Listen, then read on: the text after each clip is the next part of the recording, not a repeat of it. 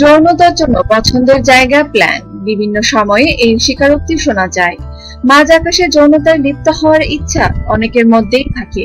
অনেকে ধরা পড়েও থামতে চান না, ফের চেষ্টা করেন, কিন্তু এক সমীক্ষায় বলছে সম্প্রতি সংখ্যাটা কমেছে। মার্কিন যুক্তরাষ্ট্রে বিমানের তুলনায় বিমানবন্দরে যৌনতার সংখ্যা নাকি বেড়েছে।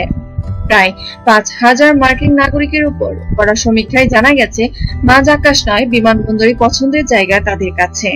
সমীক্ষায় জানা গেছে প্রতি 10 মার্কিন নাগরিকদের মধ্যে একজন অত্যন্ত বিমানবন্দরের কোনো না কোনো ভাবে যৌন সম্পর্কে লিপ্ত হয়েছেন। এদের মধ্যে 42% জানিয়েছেন তারা টয়লেটে যৌন কাজে লিপ্ত হয়েছেন, 80% কোনো গুপ্ত ঘরে, 14% চাদরের ভেতরে কাজ সেরেছেন, আবার 12% ভিআইপি লাউঞ্জ বুক করে যৌন ইচ্ছা পূরণ করেছেন। এদের মধ্যে মাত্র 5% অচেনা পার্টনারকে বেছে নিয়েছেন। মজার বিষয় হলো মাত্র 17% যৌন কাজ করতে গিয়ে ধরা পড়েছেন, বাকিদের কোনো বাধাই আসেনি। নিত্য নতুন খবর পেতে আমাদের সাথেই থাকুন এবং সাবস্ক্রাইব করুন।